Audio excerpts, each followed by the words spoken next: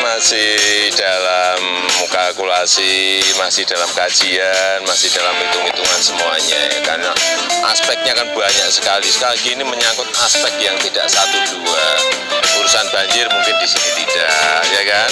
Urusan gempa di sini tidak. Tapi kesiapan infrastruktur harus dimulai dari nol lagi, ya kan? Itu juga salah satu pertimbangan masalah sosial politiknya, masalah sosiologi masyarakatnya, semuanya dilihat semuanya. Ini gini, ini nanti tim besarnya pasti diam-diam akan ke sini lagi berhitung, kemudian baru setelah matang terencana secara detail disampaikan pada saya. Nah, dari situlah kita memutuskan. Saya ini ke lapangan hanya satu, mencari feelingnya, biar dapat feelingnya gitu.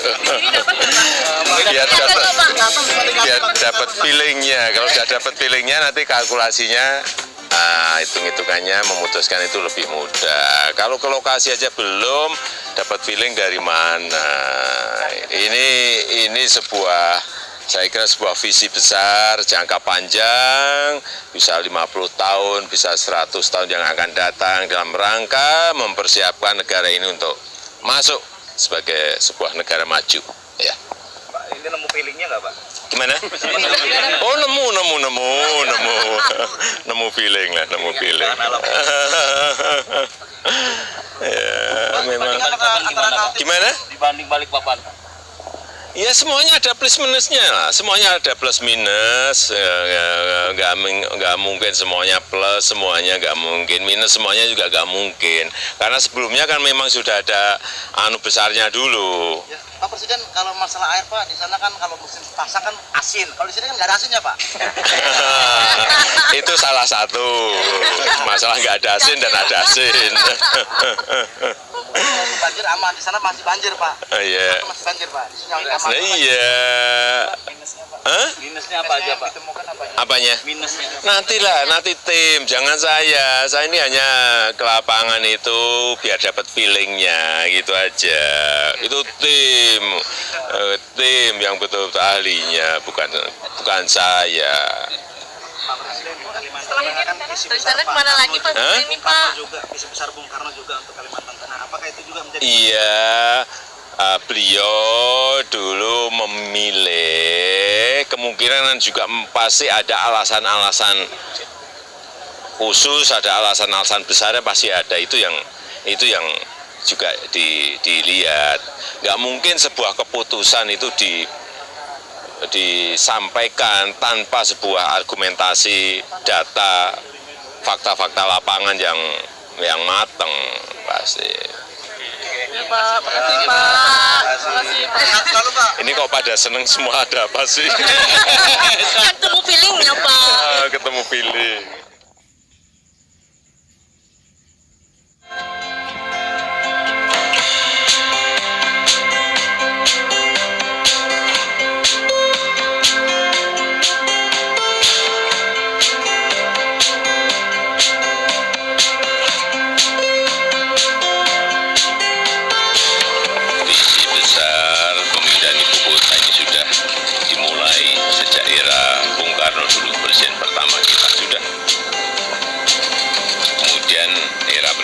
Juga ada visi untuk memindahkan ibu kota.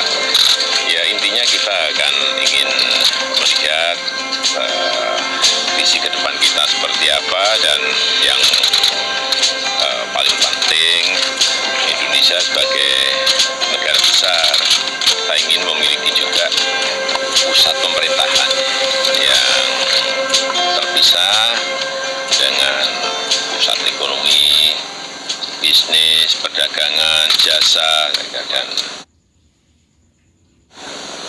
ya ini kita ingin menapak ke depan sebagai sebuah negara maju. Dan memang ada beberapa lokasi yang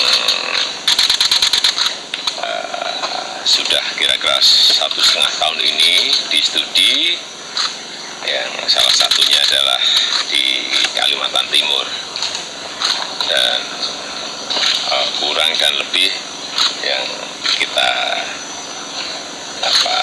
datangi siang hari ini. Di sini semuanya saya melihat sangat mendukung. Kebetulan ini berada di tengah-tengah jalan tol Samarinda Balikpapan. Dan kalau kita lihat Balikpapan ada airportnya, Samarinda ada airport. Nah, udah nggak buat airport lagi, udah ada 2. Pelabuhan juga sudah ada. Nah, artinya itu akan banyak menghemat biaya. Tapi kan kajian itu tidak hanya urusan infrastruktur, sosiologisnya, kemudian kajian sosial politiknya seperti apa. Ini yang perlu dipertajam, kemudian urusan lingkungan dan misalnya kebutuhan air seperti apa. Apakah jauh dari sisi kebencanaan, entah banjir, entah yang namanya gempa bumi. Saya kira di sini nggak ada. Berapa persen peluangnya? 90%? Ya ini semuanya masih dikalkulasi, semuanya masih dihitung. Tetapi sekali lagi apa yang tadi saya sampaikan, saya bicara padanya. Bahwa fasilitas-fasilitas yang ada di Kaltim ini sangat mendukung. Terutama tadi airport, jalan tol ternyata sudah nanti tahun inilah insya Allah sudah jadi juga. Sangat mendukung itu. Kira-kira bisa disampaikan kapan bisa disampaikan? Target 3, kan disebutkan 3 Pak.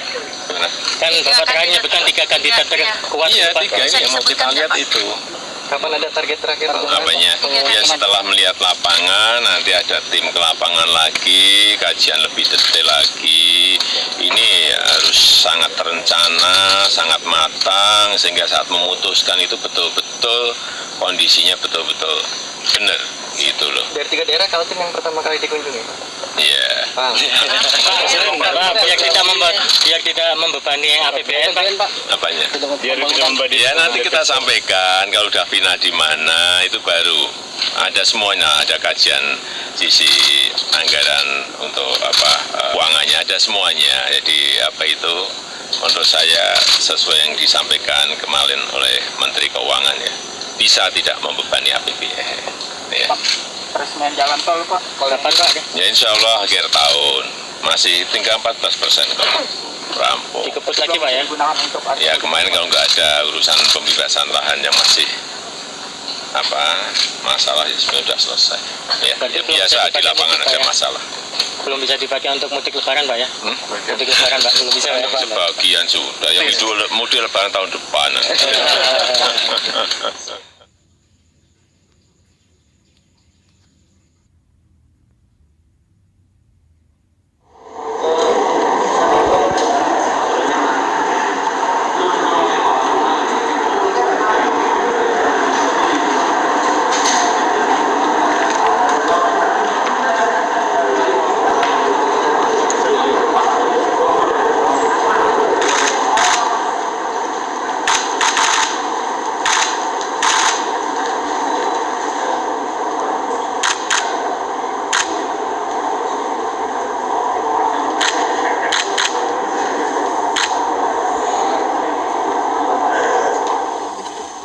Bismillahirrahmanirrahim. Assalamualaikum warahmatullahi wabarakatuh. Selamat siang, salam sejahtera bagi kita semuanya. Om Swastiastu, Namo Buddhaya, salam kebajikan. Pada siang hari yang berbahagia ini, saya ingin menyampaikan yang berkaitan dengan perpindahan ibu kota negara. Rencana untuk pindah ibu kota itu sudah digagas sejak lama, bahkan sejak era Presiden pertama Republik Indonesia, Insinyur Soekarno. Dan sebagai bangsa besar yang sudah 74 tahun merdeka, Indonesia belum pernah menentukan dan merancang sendiri ibu kotanya. banyak pertanyaan, kenapa harus pindah?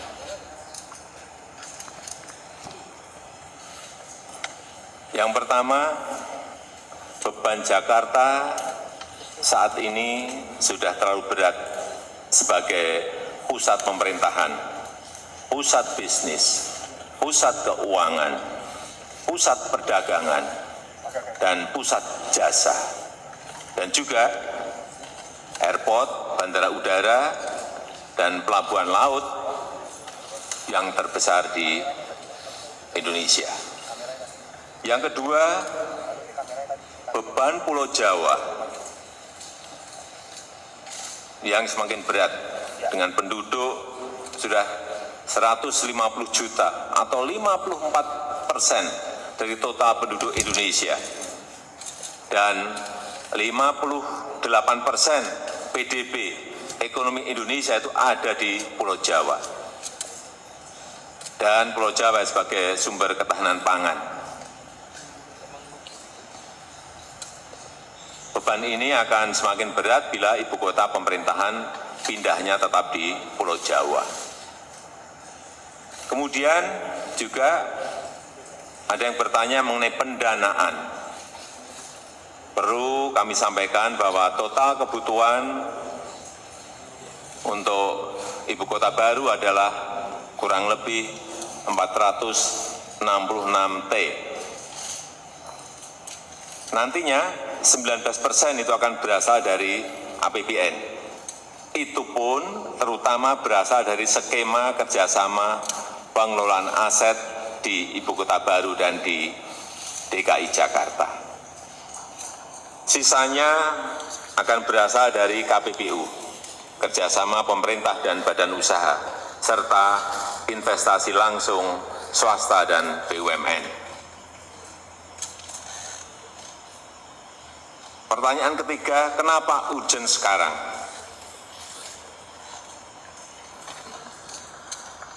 Kita tidak bisa terus-menerus membiarkan beban Jakarta dan beban Pulau Jawa yang semakin berat dalam hal kepadatan penduduk. Kemacetan lalu lintas yang sudah terlanjur parah dan polusi udara dan air yang harus segera kita tangani. Dan ini bukan kesalahan Pemprov DKI Jakarta, bukan. Tetapi terlebih karena besarnya beban yang diberikan perekonomian Indonesia kepada Pulau Jawa dan kepada Jakarta. Kesenjangan ekonomi antara Jawa dan luar Jawa yang terus meningkat meskipun sejak 2001 sudah dilakukan otonomi daerah. Pemerintah telah melakukan kajian-kajian mendalam dan kita intensifkan studinya dalam 3 tahun terakhir ini. Hasil kajian-kajian tersebut menyimpulkan bahwa lokasi ibu kota baru yang paling ideal adalah di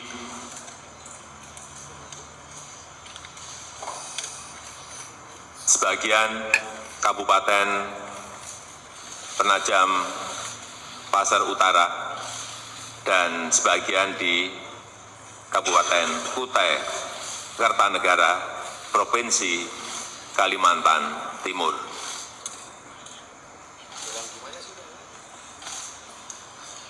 Kenapa di Kaltim?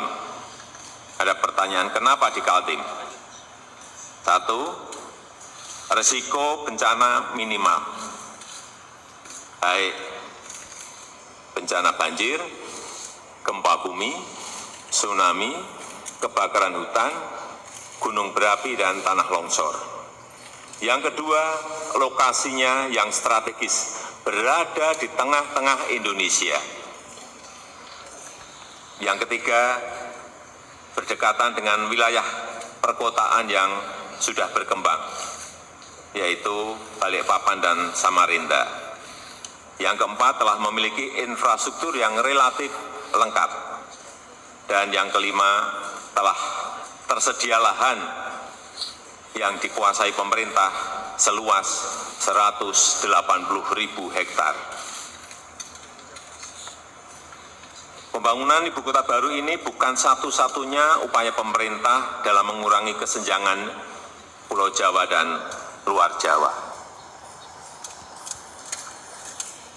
Karena selain itu pemerintah juga akan membangun industrialisasi di luar Jawa berbasis hilirisasi sumber daya alam. Dan Jakarta akan tetap menjadi prioritas pembangunan dan terus dikembangkan menjadi kota bisnis, kota keuangan, pusat perdagangan, dan pusat jasa berskala regional dan global. Dan rencana Pemprov DKI Jakarta untuk melakukan urban regeneration yang dianggarkan sebesar 571 triliun tetap terus dijalankan. Dan pembahasannya sudah pada level teknis dan siap dieksekusi. Saya paham bahwa pemindahan ibu kota negara ini termasuk lokasinya membutuhkan dukungan dan persetujuan DPR. Oleh sebab itu, tadi pagi saya sudah berkirim surat kepada Ketua DPR RI dengan dilampiri hasil-hasil kajian mengenai calon ibu kota baru tersebut. Sehubungan dengan hal tersebut, pemerintah akan segera mempersiapkan rancangan undang-undangnya untuk selanjutnya disampaikan kepada DPR.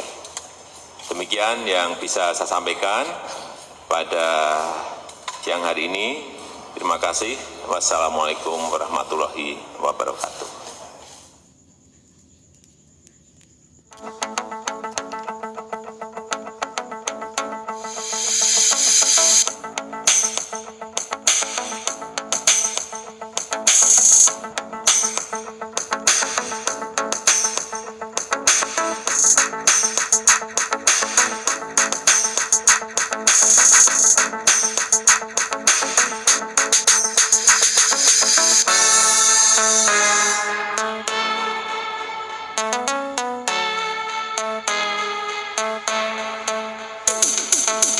Enak nih, banyak yang ikut jadinya rame itu ya.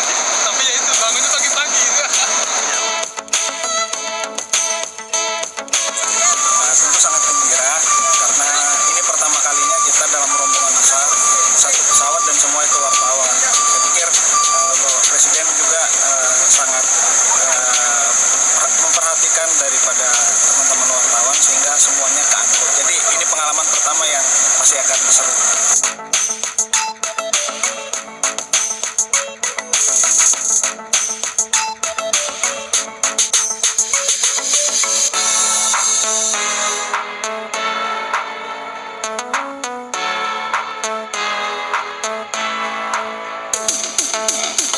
Ini adalah kunjungan pertama saya setelah kita putuskan di PPU ini dan dibongkar sebagai ibu kota negara. Dan sudah diputuskan keluasan 256.000 hektar yang akan dipakai dan dicadangkan untuk kawasan ibu kota. Kemudian kawasan intinya ada 56.000 kawasan intinya. Untuk kawasan pemerintahnya 5.600. Kira-kira titiknya kurang lebih ada di sini. Tetapi istana ada di mana nanti yang menentukan adalah arsitek, yang menentukan ada urban planner, yang menentukan mereka. Ya. Setelah desain gagasannya nanti diputuskan, kemudian digambar secara detail, mungkin dalam waktu 6 bulan, tetapi kita perkirakan nanti pertengahan tahun 2020 pembangunan infrastruktur sudah akan dimulai. Dan kita juga melihat di sini ternyata infrastruktur dasar jalan meskipun baru perkerasan yang tadi kita lewati sudah ada. Ini memudahkan. Ya. Sudah disiapkan, nanti Januari segera dimasukkan. Atau tetap di Kaltim, Pak? Ini semuanya kan tetap nanti dibahas dengan DPR. Ya, beberapa alternatif memang bisa nanti provinsi, bisa juga dalam bentuk kota. Nanti ini beberapa alternatif yang nanti segera diputuskan nanti antara pemerintah dengan DPR. Badan otoritas rencananya akhir bulan ini, tetapi kalau terlambat ya paling awal, insya Allah awal Januari sudah selesai. Sudah selesai semua kok. Hah? Calonnya banyak tapi belum diputuskan. Tapi yang jelas calon kepala Badan Otorita Ibu Kota, namanya Badan Otorita Ibu Kota, BOI. Seperti wali kota atau gubernur? Ya itu nanti yang mau diputuskan itu. Ini adalah sesuatu yang tidak harus cepat-cepat diputuskan karena menyangkut sebuah gagasan besar, menyangkut sebuah perencanaan besar, menyangkut sebuah pendanaan besar. Jangan tanyanya kelihatan gampang dan enak gitu. Ini pemikiran yang tidak mudah ya.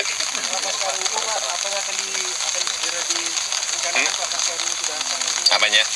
Ya tadi sudah saya sampaikan akan langsung land clearing, kemudian pembangunan penyiapan infrastrukturnya, infrastruktur dasar, baru masuk kepada kalau nanti gambar selesai berarti masuk ke bangunannya. Ya, udah.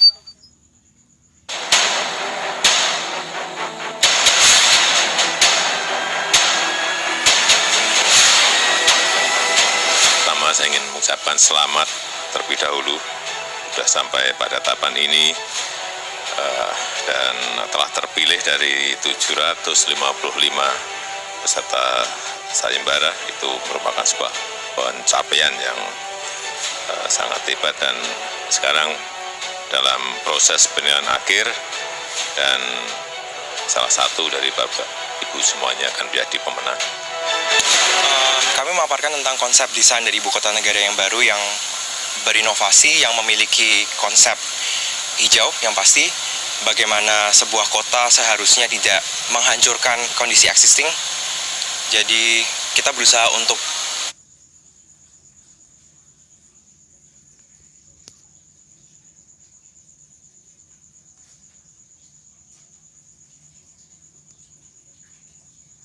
human with nature, bukan human versus nature. Kita punya konsep ibu kota yang baru adalah kota berinovasi, yang memiliki konsep hijau yang pasti, bagaimana sebuah kota seharusnya tidak menghancurkan kondisi existing. Jadi kita berusaha untuk human with nature, bukan human versus nature. Kita punya konsep ibu kota yang baru adalah kota seribu galur. Kita terinspirasi dari tenunan, kita menenun antara benang galur, terus lalu ada benang lusing dan benang pakan, selalu ada ruang alun-alun yang menjadikan representasi bangsa Indonesia yang utuh. Kami membawakan konsep Nagara Rimba Nusa. Jadi konsep perkotaan yang diinspirasi dari kekayaan alam dan Nusantara kita, yaitu air dan juga kepulauan ya. Intinya ada beberapa hal, tapi yang pertama bahwa ibu kota negara ini sebaiknya tidak berdiri sendiri, tidak jagoan sendiri, tapi dia bekerja sama, berbagi peran dengan kota-kota di sekitarnya. Karena dia kan dekat sekali dengan Balikpapan, relatif dekat dengan Samarinda, dan Penajam Utara, dan sebaiknya harus bareng-bareng, majunya bareng-bareng. Pemenang terbaik pertama adalah Nagara Rimba Nusa.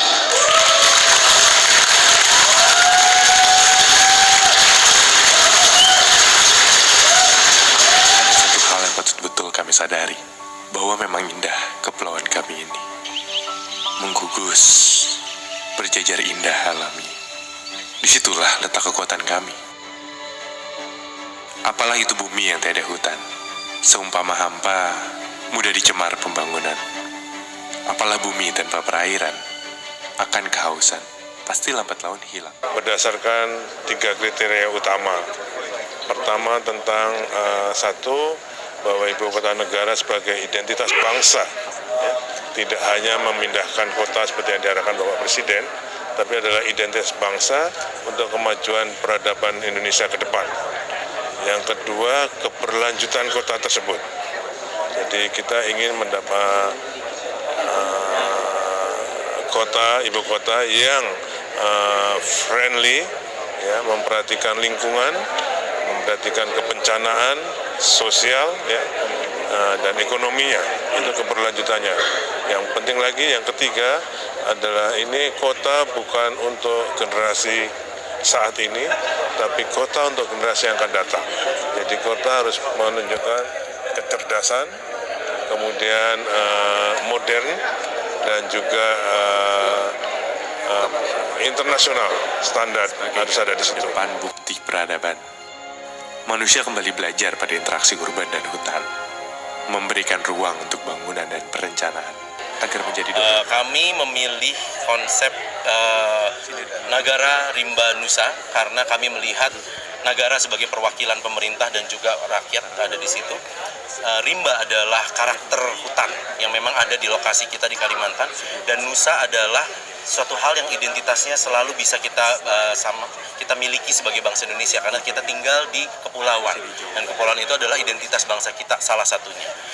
Dan yang kami usungkan di sini adalah bagaimana satu kami bisa menjadi kebanggaan untuk bangsa dan juga untuk internasional. Salah satunya adalah bagaimana kita mengangkat cerita hutan menjadi inspirasi kita di dalam membangun. Bagaimana kita belajar kota ini menjadi bagian dari ekosistem alam yang terintegrasi. Dan itu juga menjadi satu langkah awal kita untuk bisa membesarkan lagi hutan-hutan di Kalimantan. Sebagai komitmen kita, salah satunya adalah kita membuat Heart of Borneo, ya. Heart of Borneo itu 45% daerah Kalimantan itu harusnya hutan. Dan usaha ini dengan kita memindahkan ibu kota di lokasi tersebut, inilah titik untuk salah satu komitmen awal kita untuk bisa melakukan itu. Di mana bangsa-bangsa dapat bangkit sejalan dengan alam. Begitulah juga doa kami untuk Indonesia, untuk sekarang dan seterusnya. Nagara Rimba Nusa.